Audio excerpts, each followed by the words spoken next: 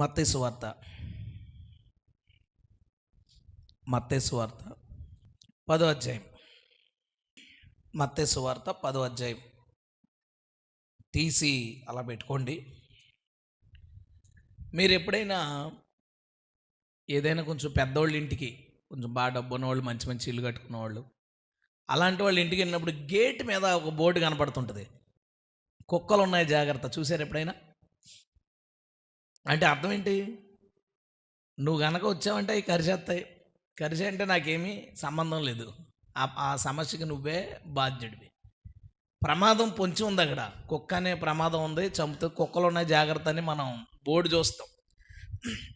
రోడ్ల మీద మనం జర్నీ చేసేటప్పుడు ప్రమాదకరమైన మలుపు ఉంది జాగ్రత్త అని ఉంటుంది, చదివారా?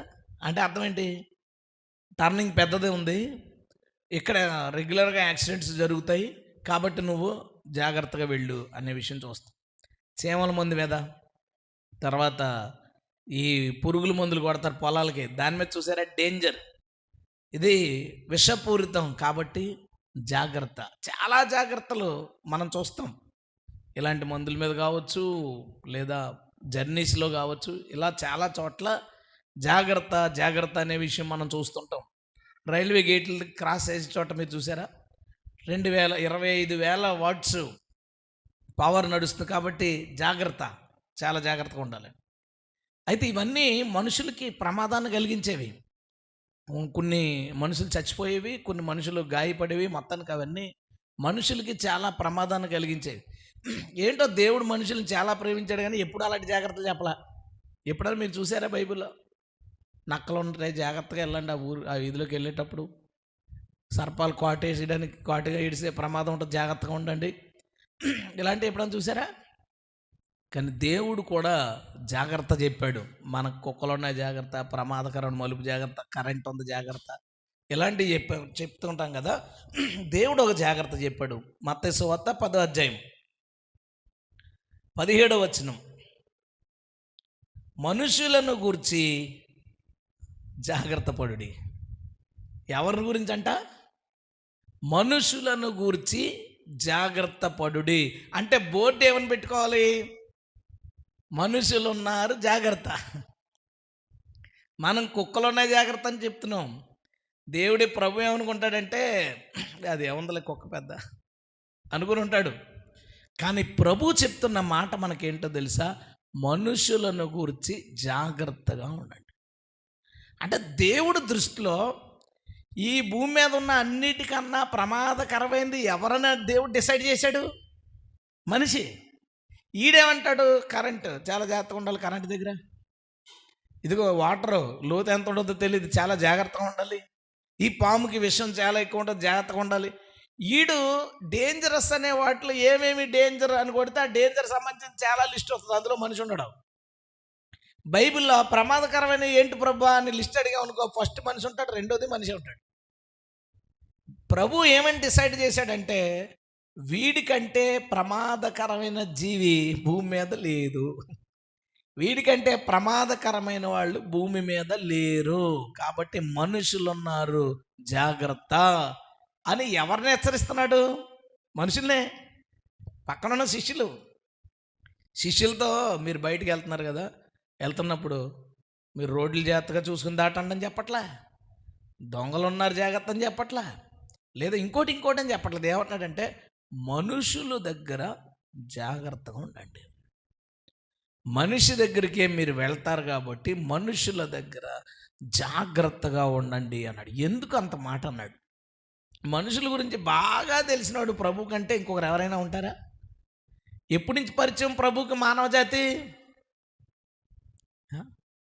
అసలు ఫస్ట్ ప్రభువే వాడిని సృష్టించాడు కాబట్టి వాడు చేయబడింది ప్రభు చేతులతో, మానవుడు ప్రభు చేతులతో చేయబడ్డవాడు కాబట్టి మనిషి గురించి పూర్తిగా ప్రభుకి సంపూర్ణంగా తెలుసు. హల్లెలూయా. ఇప్పుడు ఈ మాటను చెప్పేటప్పుడు ప్రభు ఏం దృష్టిలో పెట్టుకుని చెప్తాడు? గతంలో ఈడేం చేశాడు, భవిష్యత్తులో ఈడు ఏం చేయబోతున్నాడు, గతంలో ఈడు ఎన్ని రకాలుగా ఎన్నిటిని నాశనం చేశాడు, భవిష్యత్తులో ఇంకా ఎన్ని నాశనం చేయబోతున్నాడు, వీటన్నిటినీ దృష్టిలో పెట్టుకుని తన శిష్యులతో ఈ మాట చెప్తున్నాడు. మనుషుల విషయంలో జాగ్రత్తగా ఉండండి. మనుషులతో జాగ్రత్తగా ఉండండి. ఆ జాతే ప్రమాదం. ఆ మనుషులే ప్రమాదకరమైన వాళ్ళు. కాబట్టి జాగ్రత్త అని ప్రభు హెచ్చరిస్తున్నాడు. అయితే ఎందుకు ఎంత మాట అన్నాడు? నిజంగా చాలా పెద్ద మాట. చాలా అంటే చాలా పెద్ద మాట. ఇప్పుడు ఎవడో కన్నా తీసుకున్న పరిశీలన విషయంలో జాగ్రత్తగా ఉండంటే ఆ బ్యాచ్ అనుకోవచ్చు. లేదా ఇలాగా ఎవరినో ఒకరిని తీసుకుని ఇలాంటి వాళ్ళ విషయంలో జాగ్రత్త అంటే అనుకోవచ్చు. డైరెక్ట్గా ఏమన్నాడు తెలుసా? మనుషుల విషయంలో జాగ్రత్తగా ఉండండి, మనుషులతో జాగ్రత్తగా ఉండండి, మనుషులే మీకు ప్రమాదకరమైన వాళ్ళు అని అనేశాడంటే ఎందుకు ఆయన అన్నాడు? దాని వెనకాల ఉన్న కారణాలేంటి?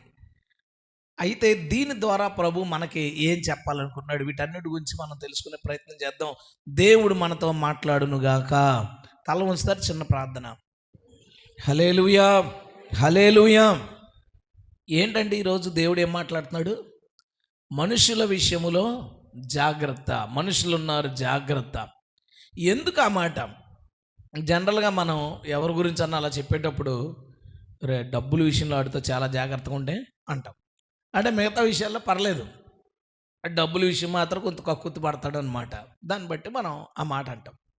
ప్రభు ఏ మాట చెప్పలా, ఈ విషయంలో అని చెప్పలేదు. ఏమన్నాడో తెలుసా? మొత్తం అంతా కలిపేసుకుని మనుషుడు అనేవాడే ప్రమాదం, వాడితో జాగ్రత్త అన్నాడు. ఎందుకు అంటే దేవుడు పరిశీలన. దేవుడు మనిషిని ఎన్ని కోణాల్లో చూశాడు. ఏ విధంగా వీడు డేంజర్, వీడు ప్రమాదం అని దేవుడు ఎందుకు నిర్ణయం తీసుకున్నాడు? మానవ జాతి ప్రమాదకరమైంది అని ఎందుకు ప్రభు నిర్ణయం తీసుకున్నాడు అనేది మనం చూద్దాం ఒకసారి. ఆదికాండం 1వ అధ్యాయం. మనం పెద్దగా సీరియస్గా పట్టించుకోలేని ఒక వచనం నేను మీకు చదువుతాను. మనం సీరియస్గా తీసుకునేది ఏంటంటే 1:28 వచనం. దేవుడు వారిని ఆశీర్వదించెను. ఎట్లనగా ఎవరిని? ఆదాము హవ్వల్ని. మీరు ఫలించి అభివృద్ధి పొంది విస్తరించి భూమిని నిండించి దానిని లోపరుచుకొనుడి అనే మాట చూసాం. దేవుడు ఆదాము హవ్వలను సృష్టించి వాళ్ళతో ఏమన్నాడు? మీరు ఫలించి అభివృద్ధి చెంది భూమిని నిండించండి అని వారిని ఆశీర్వదించాడు. ఇది మన అందరము తీసుకుంటాం, ఇది అంతటినీ సీరియస్గా తీసుకునే వచనమే. దానిపైన ఇంకో మాట ఉంది, 22వ వచనం. 20వ వచనం నుంచి చూస్తే దేవుడు ఆకాశ పక్షుల్ని, సముద్రంలో జీవుల్ని, వీటన్నిటిని పుట్టించాడు. వాటితో ఎలా అంటున్నాడు చూడండి, వాటితో ఏమని మాట్లాడుతున్నాడో చూడండి. వాటితో 22వ వచనం దేవుడు అంటున్నాడు, మీరు ఫలించి అభివృద్ధి పొంది సముద్ర జలముల్లో నిండి ఉండుడనియు పక్షులు భూమి మీద విస్తరించుగాకనియు వాటిని ఆశీర్వదించెను. హల్లెలూయా. ఎప్పుడు పెద్దగా దీన్ని మనం సీరియస్గా తీసుకోం. దేవుడు ఏం చేశాడో తెలుసా? సముద్రంలో జీవులను సృష్టించాడు, ఆకాశంలో ఎగిరే పక్షుల్ని సృష్టించాడు, తర్వాత జంతువుల్ని సృష్టించాడు. వీటన్నిటికీ దేవుడు ఒక దీవెనిస్తున్నాడు. ఏమన్నా తెలుసా? మీరు ఫలించి అభివృద్ధి పొంది సముద్రంలో ఉండే జీవులేమో సముద్రాన్ని నింపాలంట, ఆకాశ పక్షులేమో భూమి మీద విస్తరించి గూళ్ళు కట్టుకుని పిల్లలు పెట్టుకుని ఆకాశంలో అలాగ చక్కగా ఎగురుతూ ఉండాలట.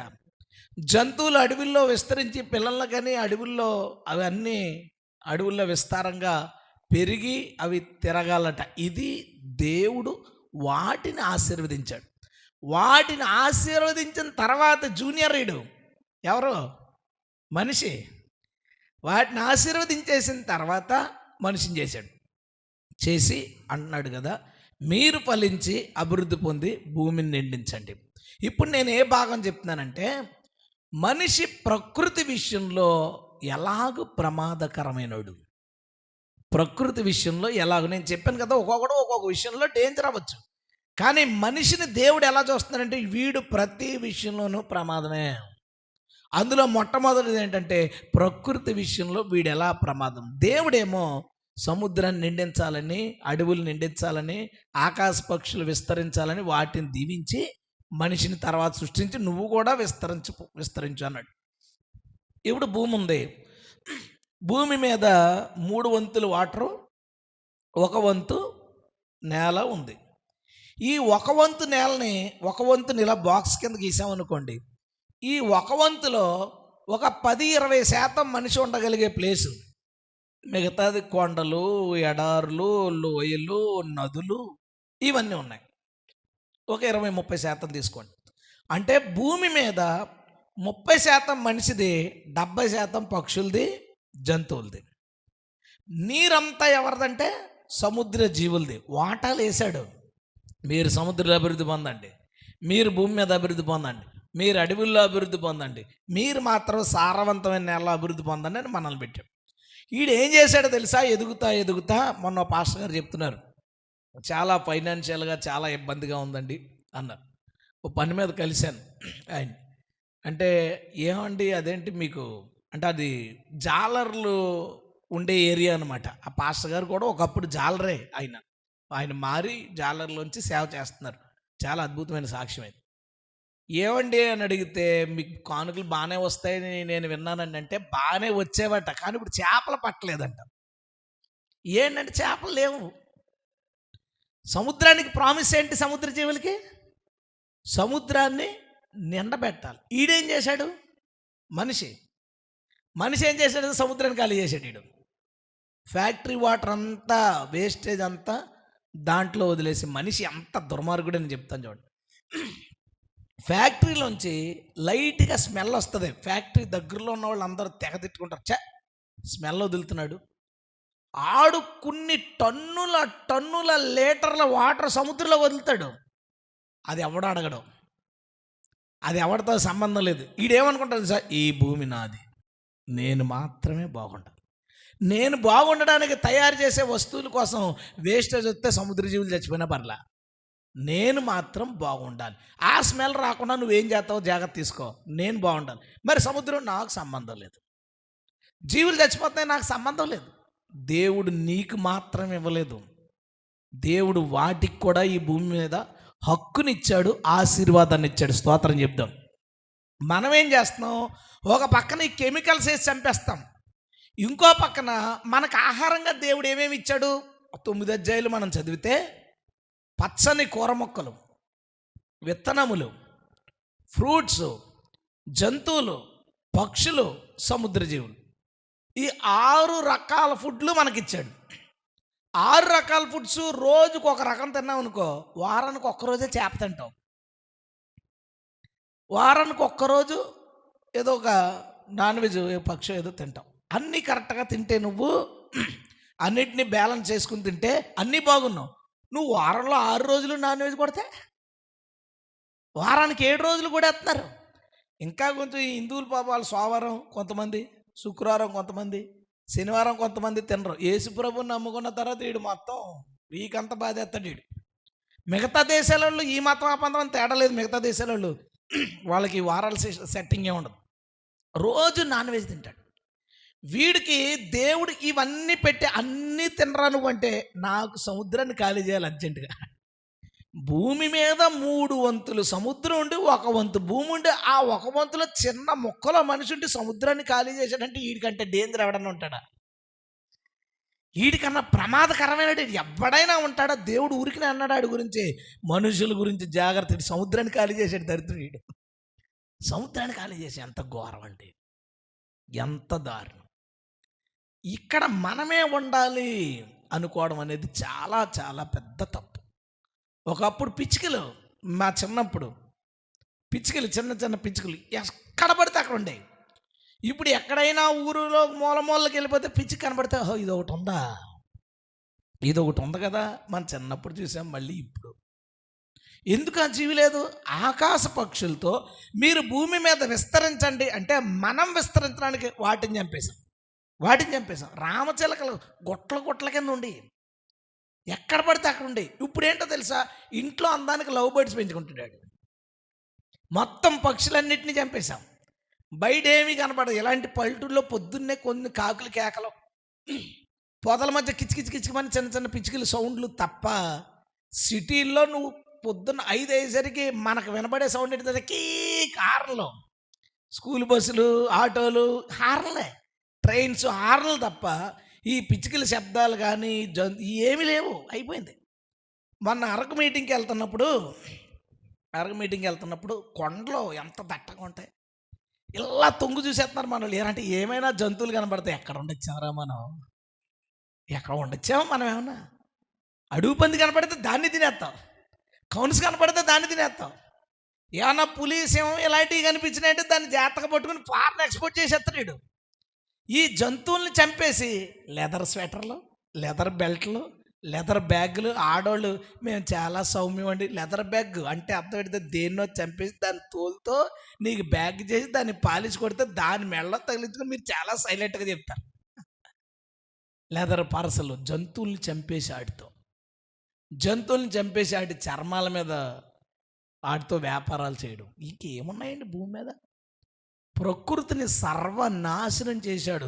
జంతువుని నాశనం చేశాడు, పక్షుల్ని నాశనం చేశాడు, సముద్ర జీవుని నాశనం చేశాడు. అందుకే దేవుడు ఏమంటున్నాడో తెలుసా? వీడు చాలా ప్రమాదం, వీడు ప్రమాదకరమైన వ్యక్తి. అడవుల్లోనూ జంతువులు లేవు, ఆకాశంలో పక్షులు లేవు, సముద్రంలో చేపలు తగ్గిపోయినాయి. వీటన్నిటిని నాశనం చేసిన వాళ్ళు ఎవరు చెప్తారా? గట్టిగా చెప్పండి అమ్మా. ఆడవాళ్ళు కొంతమంది మనిషి అని అంటలేదు. మీరు మనుషులు కదా? మీరు తింటలేదా? మీరు చేపలు తింటలేదా? పక్షులు తింటలేదా? మీరు ఫోన్లు వాడలేదా? మన ఫోన్లు వాడినందుకే కదా పక్షులు చచ్చిపోయినాయి. ఆలోచించండి. మనిషే ఈ ప్రకృతిని నాశనం చేశాడు. మనిషి నాశనం చేశాడు. చాలా జీవులు అంతరించిపోయినాయి. చాలా జీవులు, మీరు అంతరించిపోయిన జీవుల లిస్ట్ని వికీపీడియాలో సెర్చ్ చేయండి. నేను సెర్చ్ చేశాను. అంటే మనిషి లెక్కల ప్రకారం మొట్టమొదట అంతరించిపోయిన పక్షి ఒకటి డోడో ఏదో ఉంది, ఒక బాతు, ఒక రకమైన బాతు. 1500 కాలంలో అది అంతరించిపోయిందంట. 1500 నుంచి 1600, 100 సంవత్సరాల గ్యాప్లో ఒక జీవి అంతరించింది. 1600 నుంచి 1700 సంవత్సరాల్లో ఒక 5-6 జీవులు అంతరించాయి లిస్టులో. 1700 నుంచి 1800 దాకా ఒక 20-25 జీవులు అంతరించినాయి. 1800 నుంచి 1900 దాకా ఒక 80-70, 1900 నుంచి 2000 దాకా ఒక 150-180 జీవులు అంతరించిపోయిన లిస్టు. ఒక కోడి చచ్చిపోయింది అంటలేదు, కోడి జాతే పోయిందనమాట. అలా అంతరించడం అంటే అది. ఓ రాబందు, మన చిన్నప్పుడు బాగా నాతో ఆడుకునే వయసు ఉన్న వాళ్ళు ఎవరన్నా ఉంటే వాళ్ళు చూసుంటారు రాబందుని లైవ్లో మెడ మీద ఎంట్రుకలు లేకుండా తల మీద మాత్రం కొంచెం ఎంట్రుకలు ఉండి ఇంత పెద్దది ఉండి రాబందు ఎగిరిపోయింది, అయిపోయింది దాని సీన్.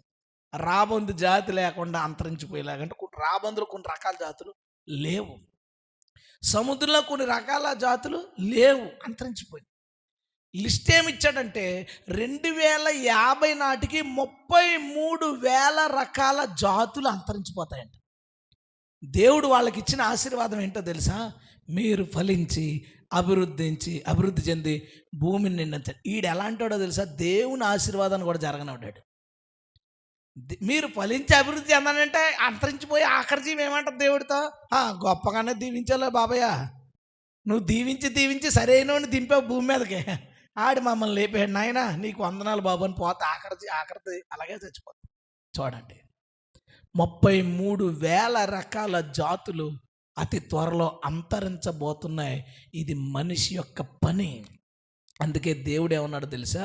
నేను ఎంతో కష్టపడి అందంగా తయారు చేసిన సృష్టినే చిందరవందర చేసేసాడు వీడు. మనుషుల విషయంలో జాగ్రత్త. 28వ వచనం మరి కంటిన్యూ చేద్దాం. సముద్రపు చేపలను, ఆకాశ పక్షులను, భూమి మీద ప్రాకు ప్రతి జీవిని ఏలుడని దేవుడు చెప్పెను. 28వ వచనంలో వీళ్ళని ఆశీర్వదించి వాళ్ళకు బాధ్యత అప్పగించాడండి. ఏంటి ఆ బాధ్యత? వాటిని ఏలాలట, పరిపాలించాలట. ఆ జీవుల్ని ఏం చేయాలంట? మనం పరిపాలించాలంట. ఇప్పుడు మనకు ఒక ప్రధానమంత్రి ఉన్నాడు. ఈ సెక్షన్ పక్క తీసేయండి. రాజు కాలం అనుకుందాం. మనల్ని ఒక రాజు పరిపాలిస్తున్నాడు అనుకుందాం. రాజు పరిపాలిస్తున్నప్పుడు మనకి పంట పండిందంతా అమ్మేసి, మనకి ఏదో గుప్పుడు బియ్యం అలా పడేసి, కెమికల్స్ రకరకాల ప్లాస్టిక్ మొక్కలు అవి ఇవి పడేసి మనల్ని తినమని మనకు అప్పచెప్పేసి, ఓ మంచి వాటర్ ఇవ్వకుండా బురద నీళ్ళు మనకి సప్లై చేసి, చెత్త ఫుడ్ సప్లై చేసి ఏ విధమైన వనరులు అవకాశాలు ఇవ్వకుండా మనం కట్టుకున్న ఇల్లు లాగేసుకుని మనల్ని అలా రోడ్ల మీదకి పంపేసి అలా గాలికి తిరుగుతా బతకండి ఆ తోటల్లోనూ చెట్లలోనూ అని పంపిస్తే ఆకలితో ప్రకృతి వైపరీత్యాల వల్ల మనలో చాలామంది చచ్చిపోతున్నాం అనుకోండి, ఆ రాజుని మనం ఏమంటాము చెప్పండి? ఏదో ఒకటి మీ పేరు. మూర్ఖుడు, దుర్మార్గుడు, నియంత, దరిద్రుడు, చెత్త నాయకుడు, అవన్నీ మనమే. అవన్నీ మనమే. మన ఊర్లో కోతుల గుంపు ఎందుకు ఉంది? కోతుల గుంపులు ఎందుకు మన ఊళ్ళో ఉంటాయి? అడవిలో కదా ఉండాలి. అక్కడ ప్లేసులు ఆక్రమించాడు, అక్కడ ఆడు వ్యవసాయం చేయడానికి వాటిని ఇక్కడ పంపాడు. ఆడి ఇల్లేయి రాత్రులు ఎక్కడ పడుకుంటాయి? వర్షం వచ్చినప్పుడు ఎక్కడ ఉంటాయి? అవికి దట్టమైన పొదలు ఉంటే వాటిలో అవి తీసుకుంటాయి, రెస్ట్ తీసుకుంటాయి. ఏమీ లేదు వాటికి. ఈ లోకంలో జీవులన్నిటినీ అలాగ మనం తరుముకుంటా ప్లేసులు ఆక్రమించేసుకున్నాం. అలా ఎక్కడ పడితే అక్కడ గడ్డి అవి ఉంటే ఆ జంతువులు ఈ జంతువులు బతికేవి. గడ్డి ఎక్కడ ఉంటుంది? మొత్తం లేఅవుట్లు చేసి ఆడి చుట్టూరు ఫెన్సింగ్లు వేసి గోళ్ళ కట్టేసి జంతువులు గడ్డిలు తినడానికి కూడా అవకాశం లేకపోతే వాల్ పోస్టర్లు తిని చచ్చిపోతున్నాయి జంతువులు. వాల్ పోస్టర్లు, పేపర్లు, మైకా పేపర్లు ఇవన్నీ తిని అలాగా అవి చచ్చిపోతున్నాయి. కారణం ఏంటి?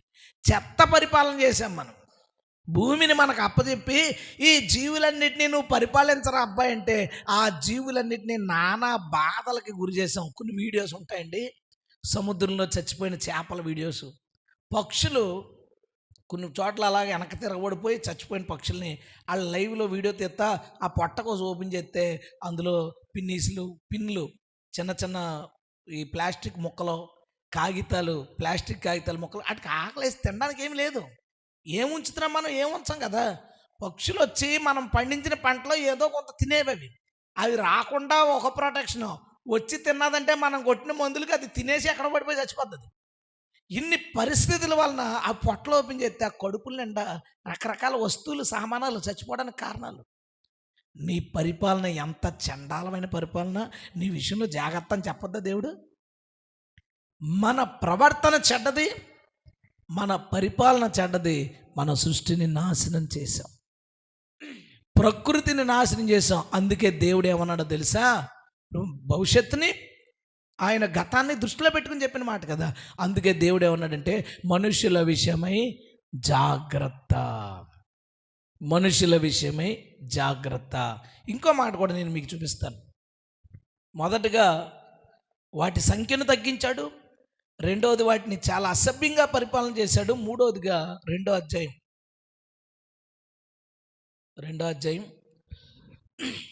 15వ వచనం, మరియు దేవుడైన యెహోవా నరుని తీసుకుని ఏదైనా తోటను సేద్యపరచుటకు దాన్ని కాచుటకు దానిలో ఉంచెను. ఎందుకు కాయాలండి? ఆలోచించండి. మామూలుగా కాయడం ఏంటి? ఏం ప్రమాదాలు ఉన్నాయి? అప్పుడు ఏం నష్టాలు ఉన్నాయి? లేదు. అక్కడ ఇంగ్లీష్లో ఏమన్నదంటే టు టేక్ కేర్. ఏం చేయాలంటే తోటనిచ్చాడు, తోటనిచ్చి ఈ నేలను నువ్వు సేద్యపరచు, నేల విషయంలో జాగ్రత్త తీసుకో అన్నాడు. నేల విషయంలో మనిషి ఏం చేయాలంట? జాగ్రత్త తీసుకోవాలట. ఎప్పుడైనా బీచ్ అలాంటి ప్రాంతానికి వెళ్ళినప్పుడు బీచ్ వారనే ఎన్నో మైకా పేపర్లు ఉంటాయి. ఇలా కప్పడిపోయి చూసాం కదా మనం. ఇలా కదులుతుంటాయి గాలి వేసినప్పుడు. మనం అనుకుంటాం, ఛా ఎంత చండాలం చేశారు వీళ్ళందరూ. నీ చేతిలో కవర్ ఉంటుంది, బిర్యానీ పొట్ల ఉంటుంది, అందులో నీ చేతిలో కవర్ ఉంటుంది. ఈడేమంటాడో తెలుసా? ఎన్ని కవర్లు వేస్తారో, వచ్చా వీళ్ళందరూ ఇలా చేశారు. ఎక్కడ చూస్తే అక్కడ భూమిని పాడు చేశాం. భూమి లోపల పెట్రోల్ని తీసి భూమిని గుల్ల చేశాం. ఈడేమంటాడో తెలుసా? పొద్దున్నే వాకింగ్కి వెళ్తాడు.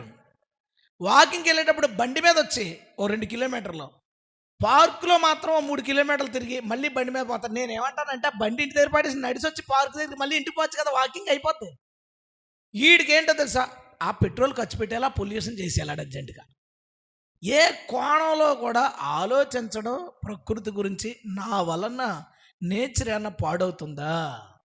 నేను ఈ మందులన్నీ వేయడం వల్ల, ఈ గులికలు వేయడం వల్ల, లేదా ఇవన్నీ వాడడం వల్ల భూమి పాడైపోతుంది, చెట్లు పాడైపోతున్నాయి, పంటలు పాడైపోతున్నాయి. తోటను కేర్ తీసుకోరా అంటే తోటను మార్చేసాం. మొత్తం జెనెటికల్లీ మాడిఫైడ్ విత్తనాలన్నీ మాడిఫైడే.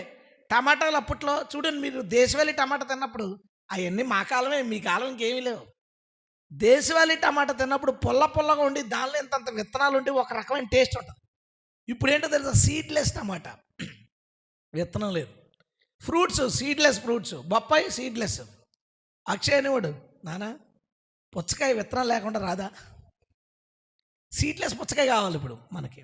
మార్చేసాం మొత్తం. అలా మార్చేయడం వల్ల మనకేం ఉపయోగపడేది ఉండదు. మొన్న ఒక సైన్స్ నివేదిక ఇచ్చింది ఏంటంటే, 50 సంవత్సరాల క్రితం ఒక యాపిల్లో ఏముందో అది ఇప్పుడు మనకు రావాలంటే 6 యాపిల్స్ తినాలంట. 50 సంవత్సరాల క్రితం యాపిల్ ఇంత మన గుప్పిట్లో చిన్నగా పట్టేటంత ఉండేది, ఇప్పుడు ఇంతంత యాపిల్స్ ఉన్నాయి. కానీ ఇంతంత యాపిల్స్ 6 తింటే కానీ ఒక యాపిల్తో సమానం కాదంట 50 సంవత్సరాల క్రితం. మరి 100 సంవత్సరాల క్రితం యాపిల్, ఒక యాపిల్కి ఉన్నది రావాలంటే డజన్ తినాలి. తింటామా? తినగలమా? మాడిఫైడ్, మార్చేసాం. భూమిని సేద్యపరచండి, జాగ్రత్తగా చూసుకోండి అని దేవుడు చెప్తే భూమిని పాడు చేసాం, సముద్రాన్ని పాడు చేసాం, గాలిని పాడు చేసాం, అడవులు పాడు చేసాం. ఈ సృష్టిలో నేను తప్ప ఎవరో ఉండకూడదు అని మనిషి ప్లాన్ చేసుకున్నాడు. నేనే ఉండాలి, నేనే బాగుండాలి, నాకు అన్నీ కావాలి, ఉన్నిది కావాలి, లెదర్ కావాలి, అన్నీ కావాలి, నాకు అన్ని రకాల ఫుడ్స్ కావాలి, నాకు పదే పదే నాన్ వెజ్ కావాలి, నాకు అక్కడ ఫామ్ హౌస్ కావాలి, ఇక్కడ గెస్ట్ హౌస్ కావాలి, ఇక్కడ నాకు ఇలా కావాలి, అలా కావాలని ప్రకృతిలో ఉండాల్సిన వాటన్నిటిని మాడిఫై చేసి మార్చేసి ప్రకృతిని సర్వనాశనం చేశాడు. అందుకు దేవుడు ఏమన్నాడు మనిషి గురించి? చెప్పండి గట్టిగా.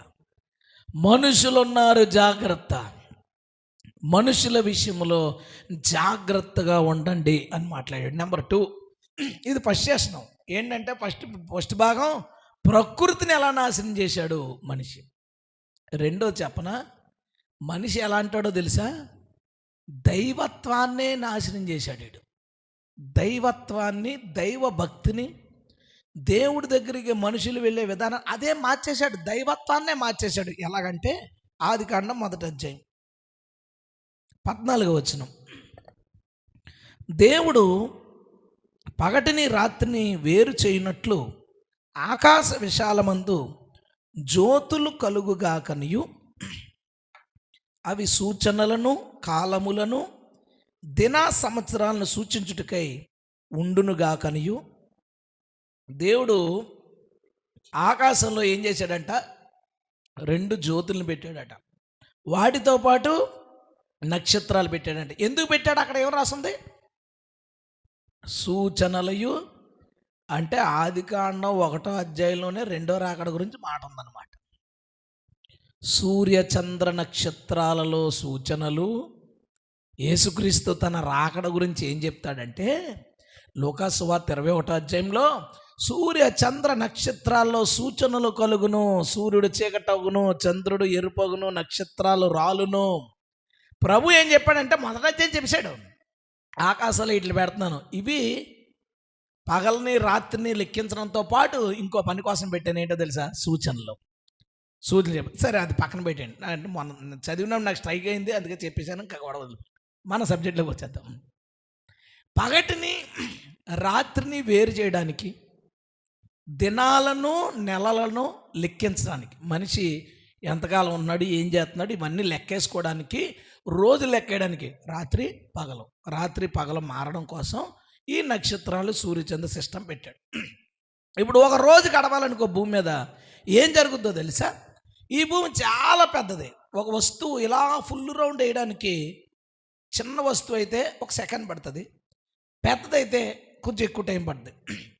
భూమి ఎంత మరి? చాలా పెద్దది కదా. ఇది ఒక రోజు గడవడానికి తన చుట్టూ తను చాలా వేగంగా తిరగాలి. కంప్లీట్గా ఒక రొటేషన్ అయితే 1 డే అవుతుంది. అలా 1 డే రొటేషన్ అవడానికి అది ఎంత స్పీడ్తో తిరుగుతుందో తెలుసా? 1,16,000 కిలోమీటర్లు గంటకి. 1,00,000 కిలోమీటర్ల పైన వేగంతో స్పీడ్గా రౌండ్ వేస్తే 1 రోజు అవుద్ది. దేవుడు ఒక రోజుని జరిగించడానికి సూర్యుడు, చంద్రుడు, నక్షత్రాలు, ఇవన్నీ సోలార్ సిస్టమ్ అంతా కంటిన్యూ అవుతూ భూమి అత్యంత వేగంగా తన చుట్టూ తాను ఒకసారి తిరిగి ఎంత సిస్టమ్ తిరిగితే 1 రోజు జరుగుతుంది. మనిషి ఏమంటాడో తెలుసా? సింపుల్గా, సోమవారం మెత్తని రోజు వద్దంటాడు, శుక్రవారం మంచిది కాదు ఇవ్వద్దు డబ్బులు అంటాడు, మంగళవారం మంచిది కాదు చేయొద్దు అంటాడు. ఒరే, 1 రోజు రావడానికి ఎంత సిస్టమ్ పనిచేస్తుంది అక్కడ. నువ్వు ఏం చేస్తావు తెలుసా? సిస్టమ్ని సింపుల్గా ఈరోజు మంచిది కాదంటాడు. దేవుడు పగటిని రాత్రిని లెక్కించుకోవడానికి వీటిని చేస్తే ఆటిని దేవుడు చేశాడు. నేను అన్నాను కదా, దైవత్వాన్నే నాశనం చేశాడు వీడు. మనిషి దైవభక్తినే నాశనం చేశాడు. దేవుని యొక్క శక్తినే ఒక విధంగా నిర్వీర్యం చేసినట్టుగా మాట్లాడాడు. చూడండి ఎంత విచిత్రమో. సూర్యుడిని పగటి వెలుగు కోసం ఇస్తే సూర్యుని దేవుడు చేశారు, చంద్రుని దేవుడు చేశారు, చుక్కలను దేవుడు చేశారు. ఇంకేంటి, వీటి ద్వారా సూర్యుడి దృష్టి బాగోలేదు, చంద్రుడు వక్రంగా చూస్తున్నాడు, నక్షత్రాల లైన్ సరిగా లేదు, కాబట్టి మీరు ఇలా మార్చుకోవాలి, అలా చేయాలి, ఎలా చేయాలి. వీటికి భయపడేలాగా, వీటికి పూజించేలాగా, వీటిని నమ్ముకునేలాగా. నేను ప్రభువులకు రాకముందు నా హెల్త్ కోసం యోగా నేర్చుకున్నాను. నాకు యోగా వచ్చు. యోగాలో సూర్య నమస్కారాలు అని ఒకటి ఉంటుంది. అంటే ఏ టైంలో చేసినా సరే, సాయంత్రం చేసినా సరే, సూర్యుడు ఉన్నాడు లేదా సబ్జెక్ట్ కాదు. సూర్య నమస్కారం ఈస్ట్కి తిరిగి చేతులు ఎత్తి వంగి పల్లె లేచి కూర్చుని ఇవన్నీ కొంత ఓ సిస్టమ్ ఉంటుంది. సూర్యుడు నమస్కారం అనే ఒక సిస్టము యోగాలో పెట్టారు. ఇప్పుడు యోగా చేసేవాళ్ళు అందరూ సూర్యుడికి నమస్కారం చేయాలి. మనిషి ఎలా అంటాడో తెలుసా? దేవుడు చూస్తున్నాడు మనిషిని. నేను రోజులు లెక్కేసుకుంటామని పెడితే దాన్ని దేవుడు అంటావు నువ్వు. అంటే దేవుణ్ణి నేనుంటే నా ప్లేస్లో ఏం చేశాడో తెలుసా? రోజులు లెక్కెట్టే దాంట్లో అక్కడ దేవుడిని పెట్టేశాడు. దైవత్వము, భక్తి ఇవన్నీ దారి తప్పిపోయి ఈ ప్రకృతిలో ఉన్న వాటిని ఆరాధించేలా మనిషి తెప్పగలిగాడు. వీడికంటే డేంజర్ ఎవడన్నా ఉంటాడా? ఇప్పుడు ప్రకృతిని పాడు చేయడం కాదు, దేవుణ్ణి పక్కన పెట్టేశాడండి వీడు. దేవుణ్ణి పక్కకు తోసి పాడేశాడు. దేవుని పక్క తోసి పాడేశాడు. ప్రకృతిలో సూర్యచంద్రులతో ఆగాడా? ఆగలా. చెట్టు, మన భారతదేశం గురించి కాదు నేను చెప్తుంటా, ప్రపంచవ్యాప్తంగా వీటిని పూజించే వాళ్ళు ఉన్నారు. చెట్టు, దాన్ని దేవుడు చేశాడు. జంతువులు, వాటిని దేవుడు చేశాడు. పక్షులు, వాటిని పూజించే వాళ్ళు ఉన్నారు. చీమలు, వాటిని పూజించే వాళ్ళు ఉన్నారు. చూడండి, మనిషి ఏం చేశాడంటే వీటిని ఏలండ్రా బాబు అంటే ఒక పక్కన తొక్కుతాడు దాన్ని, ఇంకో పక్కన తింటాడు దాన్ని, ఇంకో పక్కన మొక్కుతాడు దాన్ని. ఎవడ్రా బాబుడు, ఎంత విచిత్రమైన వాడండి మనిషి. ఓ పక్కన తొక్కేస్తాడు వాటిని, అవి బాగుండకూడదు. ఇంకో పక్కన మెక్కేస్తాడు వాటిని, తినేస్తాడు. ఇంకో పక్కన మొక్కేస్తాడు. ఏమిరా నువ్వు? దేవుడికి అర్థం అవ్వలేదు. వీడు సింపుల్గా ఉన్నాడంటే ఈ డేంజర్, ఈడు చాలా ప్రమాదం. మనుషులతో జాగ్రత్త. ప్రకృతిని దేవుడు చేశాడు. దేవుడు ప్రకృతిని చేస్తే మనిషి ప్రకృతిని దేవుడు చేశాడు. ఎంత విచిత్రం, ఎంత ఎదిగిపోయాడు, ఎంత ఎదిగిపోయాడు. అందుకే కదా అంటారు, మనిషి 1 కేజీ ఇసుక చేయగలడా? 1 కేజీ ఇసుక సృష్టించగలడా మనిషి? పోనీ 1/4 కేజీ, పోనీ 100 గ్రాములు, ఒక రేణువు ఇసుక రేణువు చేయలేడు. ప్రకృతిలో చిన్న భాగాన్ని కూడా చేయలేడు, కానీ ప్రకృతిని దేవుడు చేసాడు.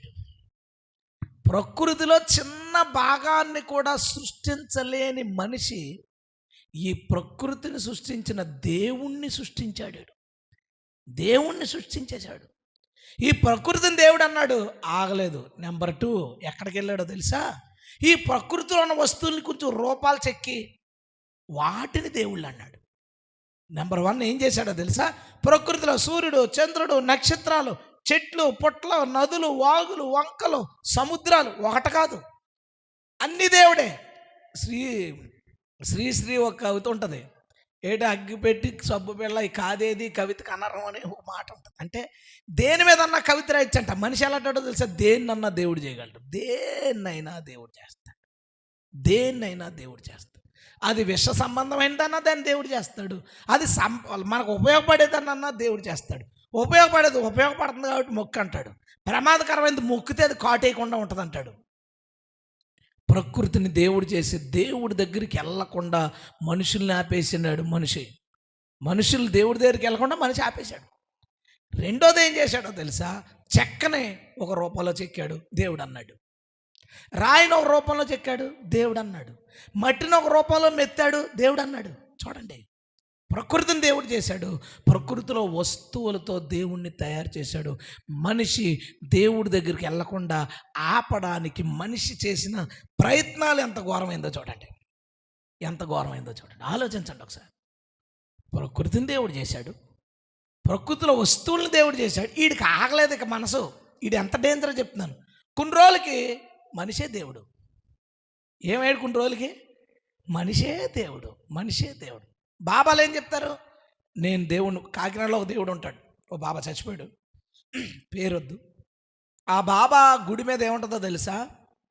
నేను దేవుణ్ణి, నన్ను మొక్కి నువ్వు కూడా దేవుడైపో. దేవుడు ఏమనుకోవాలిగా, మీరు రండ్రా బాబు నేను పోతాను ఇంకో చోటుకని పోవాలా, పరలోకానికి వదిలే ఇంకొద్దురా బాబు నేను దేవుణ్ణి, నన్ను మొక్కి నువ్వు కూడా దేవుడైపో. ఈయన దేవుడు అంటే ఈయన మొక్కిన వాళ్ళందరూ కూడా దేవుళ్ళు అయిపోతారు. మార్పులతో నీట్గా తయారు చేసి ఎంత శుభ్రంగా ప్రశాంతంగా, అందులోకి ఎవరైనా వెళ్తున్నప్పుడు మనసులో ఏముంటుంది? మనం దేవుడైపోవాలి, మనం దేవుడైపోవాలి. అందుకే కదా అలా బాబాల్లో ఎక్కువ మంది మేము దేవుళ్ళం, మేము దేవుళ్ళం. మనుషులు దేవుళ్ళు అయిపోయారు. చివరికి మనుషులు దేవుళ్ళు అయిపోయారు. తణుకు వెళ్ళినప్పుడు మొన్న, తణుకు పక్కన, ఆ ఊరి పేరు నాకు స్ట్రైక్ కావట్లేదు, తణుకు పక్కనే ఒక 2 కిలోమీటర్ల దూరంలో ఒక ఊరు ఉంది. ఆ ఊరిలో పాస్టర్ గారిని కలవమంటే మేము వెళ్తుంటే మెయిన్ రోడ్ ఇలా ఎల్ షేప్ రైట్కి టర్న్ అయ్యింది. ఇలా టర్న్ అవుతుంది. నేనేమో పక్క సీట్లో ఉన్నాను, డ్రైవింగ్ మన కుర్రోడు చేస్తాడు కాబట్టి నేను అన్నీ చూసుకుంటూ వెళ్తున్నాను. అక్కడ ఒక పెద్ద ఫ్లెక్స్ ఉంది. ఫ్లెక్స్ మీద ఒక పేరు రాసుంది, పలానా మాత అని రాసుంది. Photo black and white photo ఉంది. ఒక ఆడామె, ఒక 55 సంవత్సరాలు ఉంటుంది, 60 సంవత్సరాల్లో, 55 సంవత్సరాలు, బట్టలు లేకుండా కూర్చుని ఉంది ఫోటోలో. ఆ ఫోటోని మెయిన్ రోడ్డు మీద, రోడ్డు పక్కన టర్నింగ్లో పెద్ద ఫ్లెక్స్ వేసి అక్కడ ఆవిడ పెట్టి, పలానా మాత, ఈ మాత ఆశ్రమానికి దారిని సింబల్ ఇట్టాడు, యారో సింబల్. ఏంటండి ఘోరం ఇది? దేవత ఇప్పుడు ఆమె దేవుడు. ఎదురుకుంటా ఒక ఆవిడ కార్నర్లో, మీరు ఎప్పుడైనా వెళ్ళినప్పుడు మీరు చూడండి, నేను అన్ని అబ్జర్వ్ చేసిన, ఆ కార్నర్లో కూరగాయలు కొట్టు ఒకటి ఉంది. కూరగాయల కొట్టులో ఒక ఆడవిడ కూర్చుని ఉంది అమ్మడానికి. ఏమండి ఎదురుకుంటా ఏమో ఇలాగా, అక్కడ ఆమెకి సిగ్గుపడుతుందా? మనం సిగ్గుపడాలా? అవి దారిలో వెళ్ళే వాళ్ళు సిగ్గుపడాలా? ఏమర్థం అలా?